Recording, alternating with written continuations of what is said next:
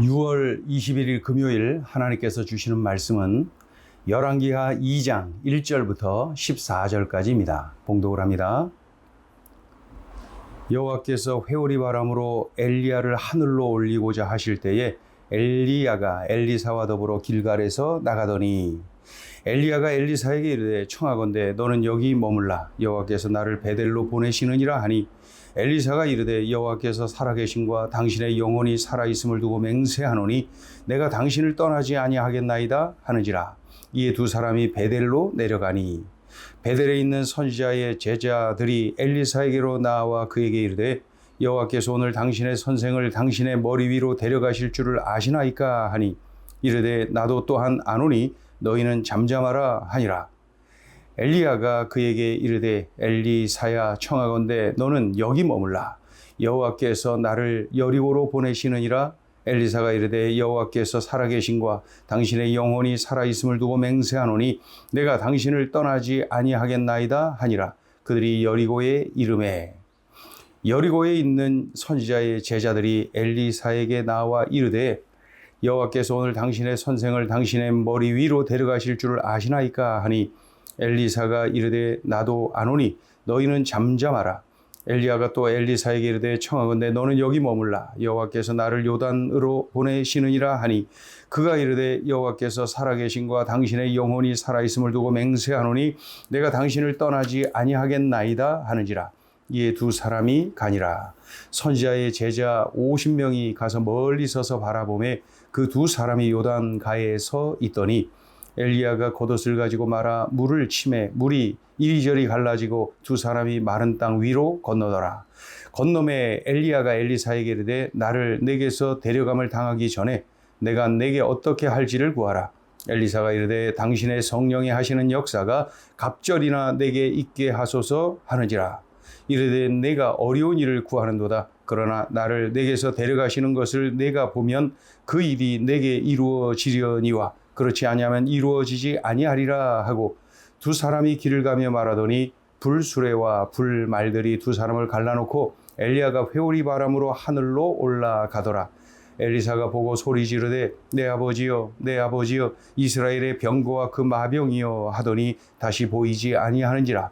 이에 엘리사가 자기의 옷을 잡아 둘로 찢고 엘리야의 몸에서 떨어진 겉옷을 주워 가지고 돌아와 요단 언덕에 서서 엘리야의 몸에서 떨어진 그의 겉옷을 가지고 물을 치며 이르되 엘리야의 하나님 여호와는 어디 계시나이까 하고 그도 물을 치매 물이 이리저리 갈라지고 엘리사가 건너니라. 아멘.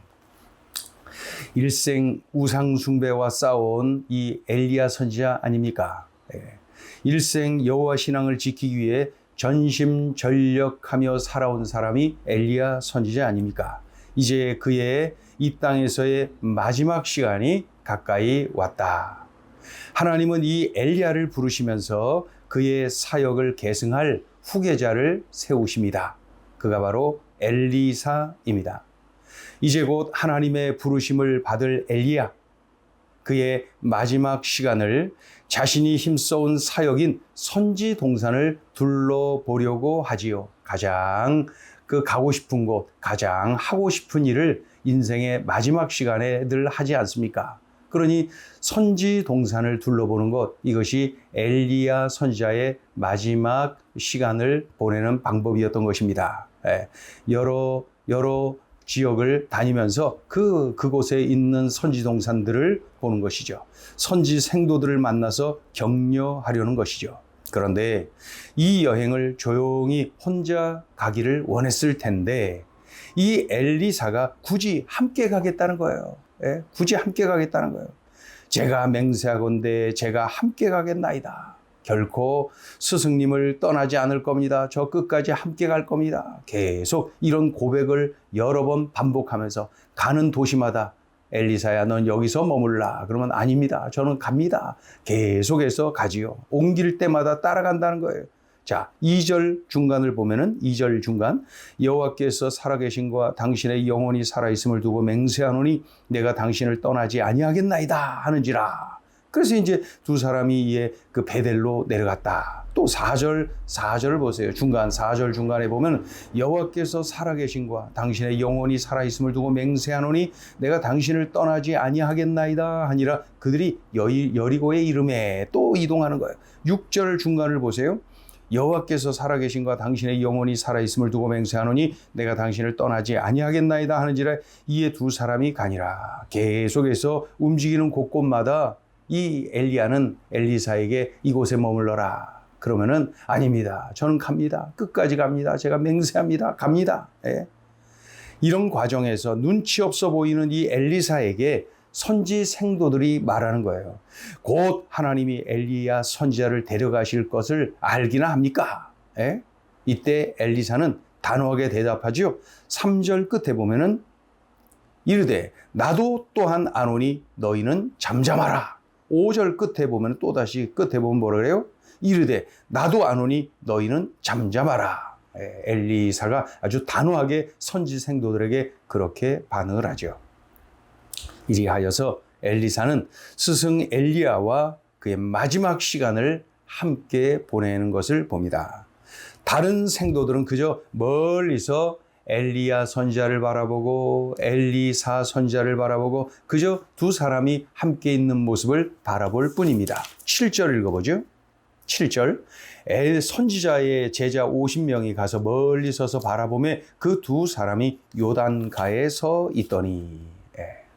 자, 이런 중에 기적이 일어납니다. 기적이 일어납니다. 이 엘리야가 겉옷을 벗어 둘둘 말더니 요단강을 내리치는 거예요. 그러자 강이 막 갈라집니다. 두 사람이 요단강을 마른 땅 건너듯이 건넙니다. 이것은 분명히 기적이지요.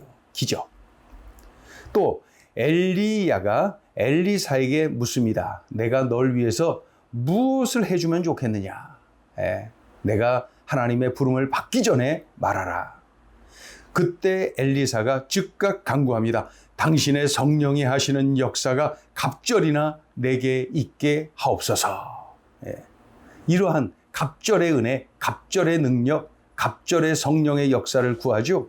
그로 인하여서 엘리사는 일생 사역을 하는 중에 유난히 기적을 많이 경험한 그러한 선지자가 됩니다. 마침내 하나님이 엘리야를 부르십니다. 엘리야가 회오리 바람에 이끌려 불병거를 타고 하늘로 올라가는 장면을 곁에 가장 가까이 있었던 이 엘리사는 정확하게 이것을 체험할 수가 있었던 것이죠. 이 기적의 현장에 그가 있었다. 왜요? 그 스승을 계속 같이 했거든요. 따랐거든요. 이때에 떨어진 엘리야의 옷을 주어서 이 엘리사가 요단강으로 갑니다. 그리고 엘리야가 했듯이 요단강 물을 막 내리치죠. 그러자 물이 갈라집니다. 스승 엘리야 때처럼 그 물이 막 갈라지는 거예요. 그가 구했던 갑절의 은혜, 갑절의 능력, 갑절의 영감이 그에게 임한 것임을 우리가 알 수가 있지요. 자, 오늘 주시는 메시지입니다. 첫째, 세상에 좋은 것보다 신령한 영감, 신령한 은혜, 신령한 능력을 사모하며 간구하라. 왜요? 왜요? 하나님의 일에 더욱 힘쓰려고. 그러려면 이렇게 간구해야죠. 그리고 하나님께 더욱 효율적으로 쓰임받는 인생을 살기를 원한다면 이렇게 구해야죠. 마치 1000번제를 드린 솔로몬에게 하나님이 소원을 물으셨을 때 다른 것 아니라 지혜를 구한 것처럼 하나님이 명하신 왕으로서의 사명을 잘 감당하기 위해서 지혜를 구한 것처럼 이 엘리사는 갑절의 영감, 신령한 은혜, 신령한 능력을 구하는 것을 볼 수가 있습니다. 우리가 이러해야 됩니다. 하나님을 향한 믿음 생활을 잘 하기를 원한다면 우리가 이런 은혜를 구해야 됩니다. 또 하나님이 주신 사명을 잘 감당하기 위해서는 성령 충만을 구해야 됩니다. 성령의 능력을 구해야 됩니다. 하나님의 은혜를 구해야 됩니다. 그때에 땅의 것은 덤으로 주십니다. 마치 지혜를 구한 솔로몬에게 부귀영화를 덤으로 주신 것처럼 말이에요. 그러니 하늘을 구한 자는 땅을 덤으로 얻습니다. 하늘을 구한 자의 삶을 살아야죠. 땅은 덤으로 주십니다. 오늘 이 엘리사의 모습을 보면서 우리가 꼭 기억하고 이러한 믿음의 삶을 살아야 됩니다. 세상에 좋은 것보다 신령한 영감, 신령한 은혜, 신령한 능력을 사모하며 간구하라. 자, 둘째 주시는 메시지입니다. 천국은 사모하는 자의 것이다. 천국은 침노하는 자, 사모하는 자의 것입니다. 예수님의 말씀이죠. 천국은 침노하는 자의 것이다. 이 엘리사를 보면은 이 주님의 말씀이 떠올라요. 천국은 침노하는 자의 것이다. 이 엘리사는 은혜를 사모하며 스승 엘리야의 마지막을 함께 하려고 오지 말라 해도, 여기에 머물러라 해도 막 끝까지 함께 하는 거예요. 끝까지 따라갑니다. 이제 이런 모습을 보면서 선지 생도들이 한마디 하죠. 마치 저 철딱선이 없다는 그런 표정을 지으면서 한마디 하는 거예요. 그 스승님께서 하나님의 부름을 곧 받으신다는 거 알기나 하시고, 이렇게 말이죠. 그런데 이 엘리사는 그러든가 말든가 끝까지 따라가는 거예요. 끝까지 함께 하는 거예요. 그리하여서 기적을 체험합니다. 요단강이 갈라지는 기적, 하나님이 신비로운 방법으로 엘리야를 부르시는 기적, 그리고 엘리야가 부름을 받는 그 과정에서 떨어진 그 엘리야의 옷, 그것을 이 엘리사가 취하여서 말이죠, 그것으로 요단강을 가르는 기적. 이 엘리야가 받아 누린 성령의 능력을 갑절로 받게 된 기적. 다른 선지 생도들은, 그 점잔 떨고 있던 그들은 이러한 기적, 이러한 은혜, 이러한 능력을 맛볼 수가 없었어요. 아무런 일이 일어나지 않아요. 그들에게는 그저 조용해요. 아무런 일이 없어요.